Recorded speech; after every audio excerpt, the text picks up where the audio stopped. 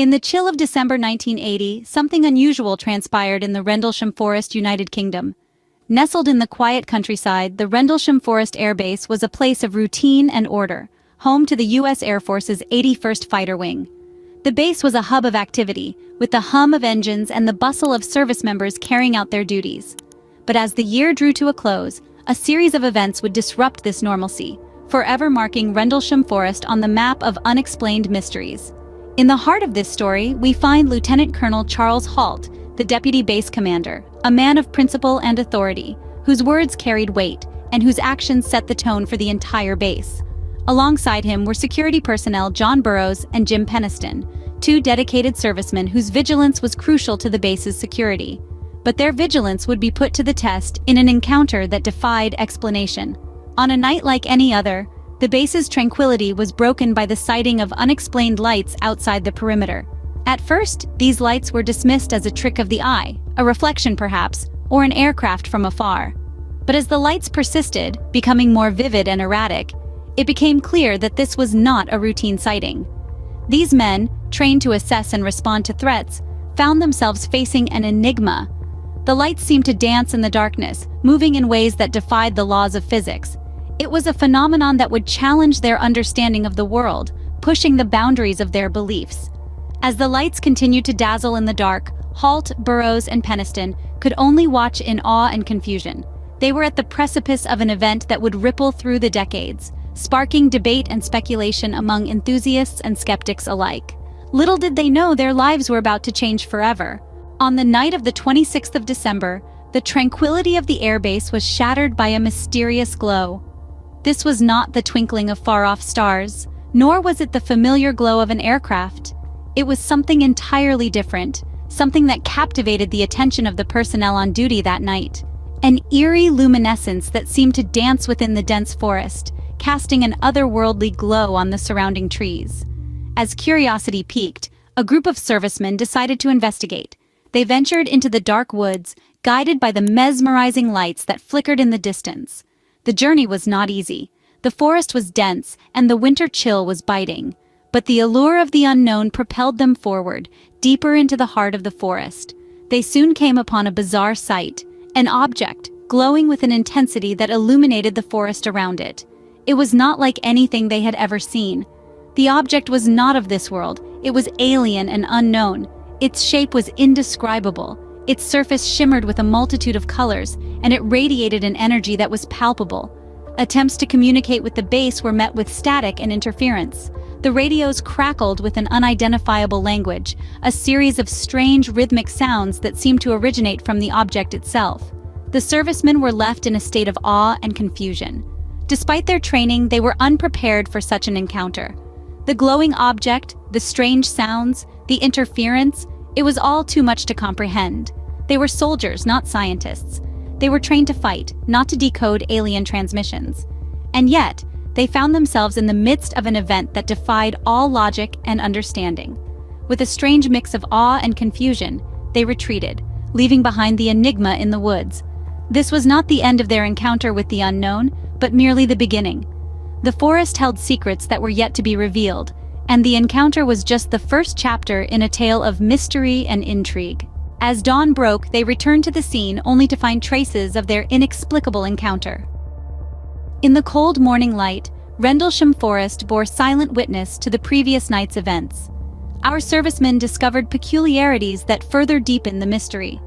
Etched into the frozen earth were 3 distinct depressions, arranged in a perfect equilateral triangle, as if some heavy tripod had been set down there. These were no usual footprints of any known creature or military equipment, but the forest had more to reveal. A Geiger counter was brought in, and it started to click away furiously, indicating increased radiation levels. The readings were most pronounced around the strange indentations and the nearby trees. This wasn't a place where you'd expect such radiation spikes. It was as if something had charged the very air and ground with an invisible energy. Speaking of trees, they too bore signs of the encounter. Some of them appeared damaged, their bark charred and branches broken, pointing towards the direction of the mysterious lights. It was as if they had been subjected to a sudden intense heat or force, something far beyond a mere campfire or a storm. With this mounting evidence, The servicemen reported their findings to the base commander, Lieutenant Colonel Halt. The seasoned officer, known for his no-nonsense attitude, was initially skeptical. Unidentified flying objects? Aliens? It sounded like the stuff of science fiction, not a matter for Her Majesty's armed forces. But the physical evidence in front of him was hard to dismiss. The depressions, the radiation, the damaged trees, these were real, tangible, and utterly inexplicable. So with a heavy sigh, Halt decided to personally investigate the matter. Little did he know that his world, like those of his men, was about to turn upside down. The Rendlesham Forest incident was just starting to unfold its enigmatic layers. But the mystery was far from over. As darkness fell on the 27th, the airbase was once again gripped by an eerie spectacle. The second night was a chilling sequel to the previous day's events. Lieutenant Colonel Charles Halt, deputy base commander at the time, decided to investigate the strange happenings personally. Along with a team of men, he ventured into the depths of Rendlesham Forest, armed with a Geiger counter and a handheld tape recorder. As they moved deeper into the forest, they once again witnessed the baffling display of lights, unidentified, unexplained, and utterly mesmerizing. These were not the conventional lights one would expect from an aircraft. They were pulsating with an otherworldly glow, moving in ways that defied the laws of physics as we know them. While the spectacle unfolded, Halt did something that would forever immortalize this incident. He pressed the record button on his tape recorder, capturing the live reactions and commentary of the team as they witnessed the inexplicable phenomenon. This 18-minute audio recording, now famously known as the Halt tape, serves as a tangible piece of evidence from that night, a testament to the bewildering experience the men had. Following this encounter, the UK Ministry of Defence was drawn into the intrigue. A formal investigation was launched, aiming to unravel the mystery of Rendlesham Forest. Yet, despite their efforts, the enigma remained. No conventional explanation could account for what Halt and his men witnessed that December night. No aircraft was reported missing, and no plausible sources for the lights could be identified. The incident at Rendlesham Forest was no longer a mere curiosity. It was no longer just an intriguing tale whispered among the personnel of the airbase. It had transcended the realm of rumor and folklore. It was now a case of unidentified flying objects, a potential breach of national security, a puzzle that had the highest echelons of the Ministry of Defense scratching their heads. The incident at Rendlesham Forest had now become a matter of national security. In the wake of the incident, Rendlesham Forest was consumed by a whirlwind of speculation and controversy. A hush of silence fell over the incident for a time, a silence that was abruptly broken 3 years later with the release of the Halt memo in 1983.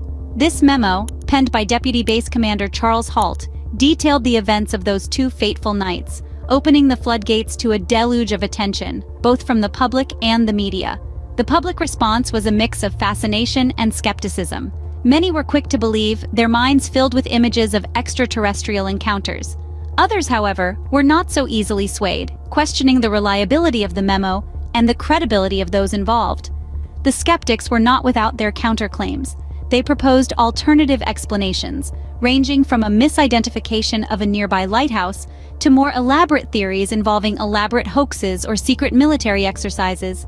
Each theory, each counterclaim, only served to further fuel the controversy, adding more layers to an already complex mystery. On the other side of the coin, the believers stood firm. They pointed to the physical evidence left at the site, the indentations in the ground, the broken branches, and the radiation readings. They argued that these pieces of evidence, coupled with the testimonies of the servicemen involved, painted a picture that was hard to dismiss. The debate about the Rendlesham Forest incident is ongoing, even today. Scholars and enthusiasts alike continue to dissect the details, to question, to speculate. The incident has become a touchstone in the field of ufology, a case that is often held up as an example of a credible UFO encounter. The Rendlesham Forest incident remains one of the most compelling UFO cases to date, a mystery wrapped in an enigma, forever etched in the annals of the unknown.